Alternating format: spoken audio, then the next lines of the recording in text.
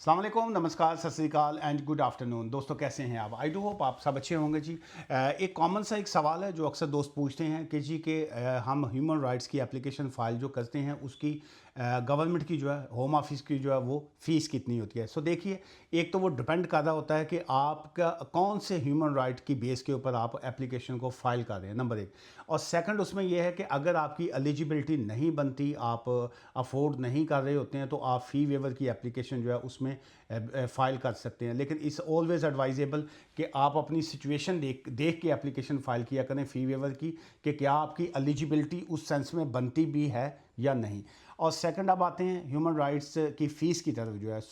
Human rights application में जो medical ground के ऊपर आपकी एप्लीकेशन होती है उसकी होम ऑफिस की फ़ीस नहीं होती। और इसके अलावा जो ह्यूमन राइट्स की बाकी एप्लीकेशंस होती हैं उसकी गालबन राइट नाउ जो है वो 1321 पाउंड है ईच पर्सन की, पर पर्सन जो होती है 1321 जो है वो फ़ीस है। और इसके अलावा IHS की जो फ़ीस होती है, जो इमिग्रेशन हेल्थ सरचार्ज जो है वो पे करना होते हैं, वो भी पर पर्सन जो है।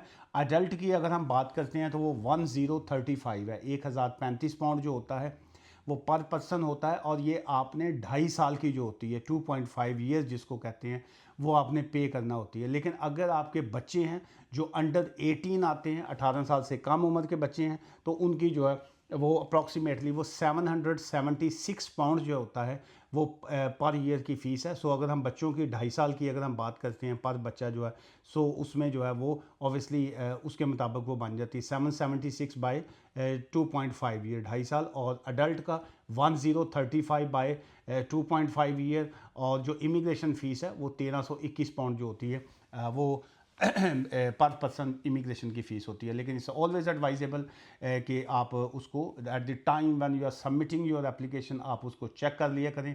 लेकिन स्टिल जो है ये एप्लीकेशन जिस वक्त फ़ाइल की जाती है तो उस वक्त ये कंप्यूटर बेस्ड होता है। कंप्यूटर खुद ही वो आपको जो जनरेट करके आपका बताता है कि जी आपकी इतनी फ़ीस बनती है जो आपने पे करना होती है। एंड इट्स ऑलवेज़ गुड कि आप ये जो गवर्नमेंट की फ़ीस होती है उसको डायरेक्ट जो है वो खुद ही अपने ही अकाउंट से जो है वो डायरेक्ट होम ऑफिस के अकाउंट में फ़ीस पे किया करें। एक तो ये है कि उसमें आपको क्लैरिटी होती है कि आपने फ़ीस खुद से पे की हुई है। और सेकंड ये है कि बाज़ अक्सर लोग जो हैं वो कहते हैं जी हमने लॉयर को फ़ीस पे की थी, उसने इतनी पैसे लगा दिए, ये हो गया वो।